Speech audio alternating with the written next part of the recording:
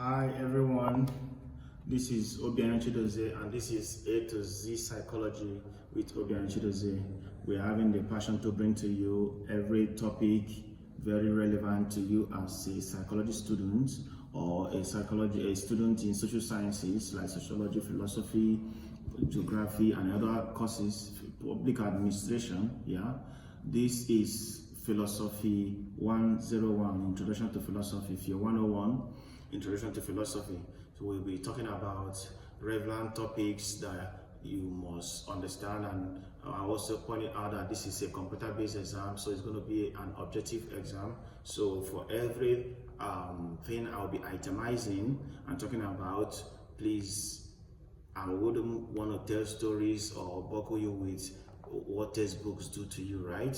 I want to drop everything you need for the sake of this exam and for everything that will also inform you as a student of philosophy, psychology, sociology, public admin, and other departments that undergo this course, right? Philosophy 101, Introduction to Philosophy. So, from the literary meaning, as I always want to start, philos and Sophia. Some textbook will tell you philen, that's love of a friend, Sophia meaning wisdom, right? So, but some will tell you philos, love of, and Sophia meaning wisdom. So, what is philosophy? Literally, right? Philosophy means love of wisdom.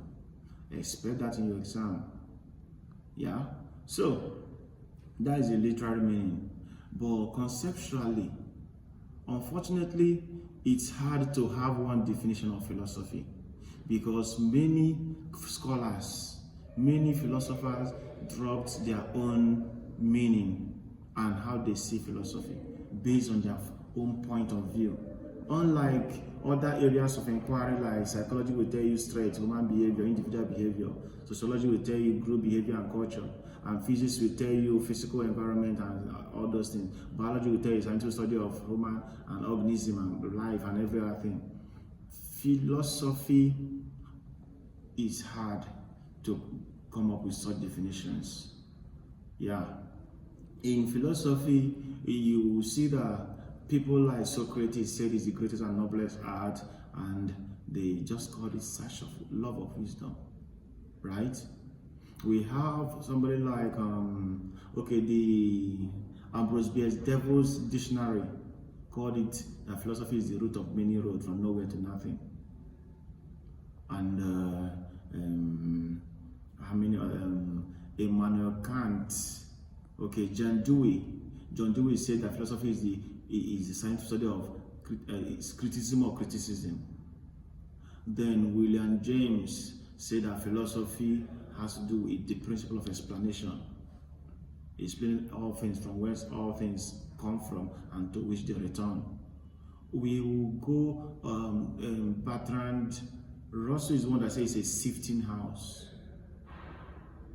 Sifting where all other knowledges are sifted, all other knowledge are sifted, all of those things. So, but these are not necessary. Generally, we may look at philosophy as a formal reflection in search of answer to fundamental questions. Formal reflection in search of answers to fundamental questions. So, where do philosophy originate from? That moment the child said, "Mommy, where is that star coming from? How do we come to stay here? How do this world form? Why is this sky not falling? Where did it end? What are these things made of?" When man started thinking, we say philosophy is born, right? So philosophy originated from man. And if you want to check the origin of philosophy, you may want to date it back to Egypt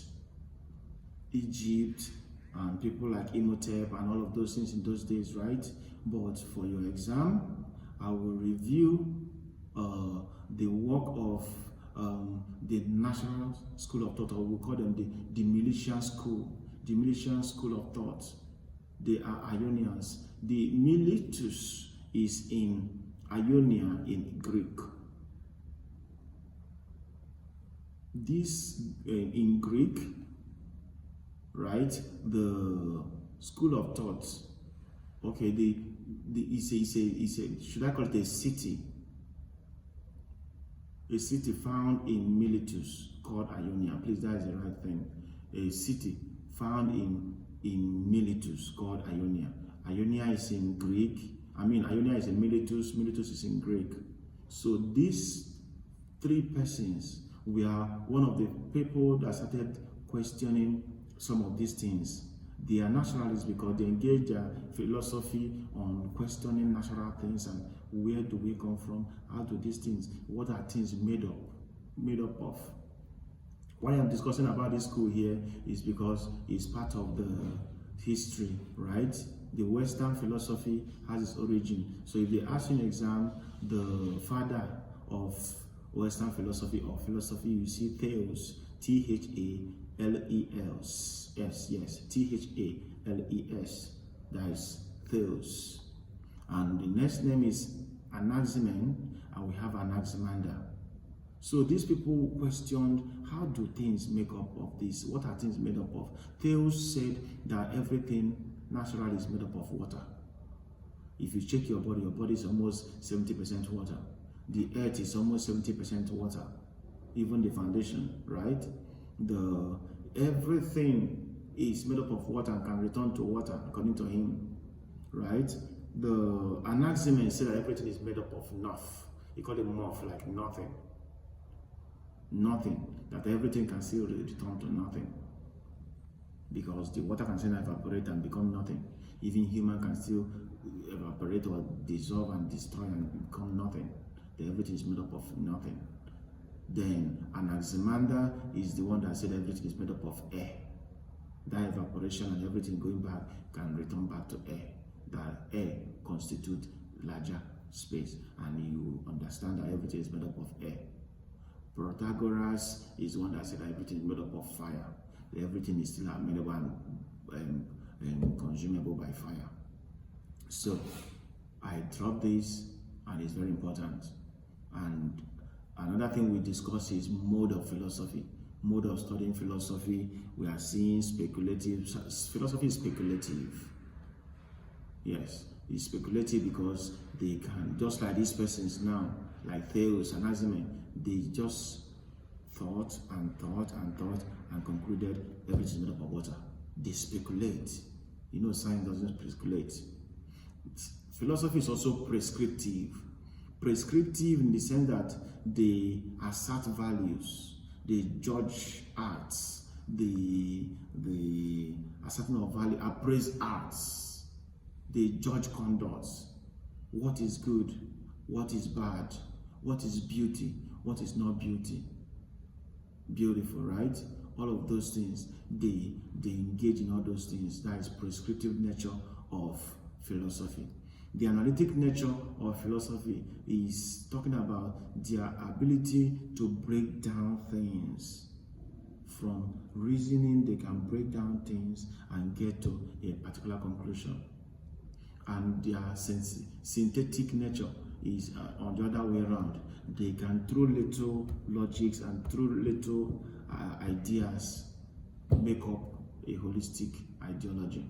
So this is the mode of philosophy, and I'm trying to give a little introduction, trying to make it very short, the little introduction to what you understand and what you need to do with this course, Introduction to Philosophy. And please remember to subscribe to our channel. And the next video, we are talking about the branches of philosophy, and I'll be glad to see you in the next video. Thank you.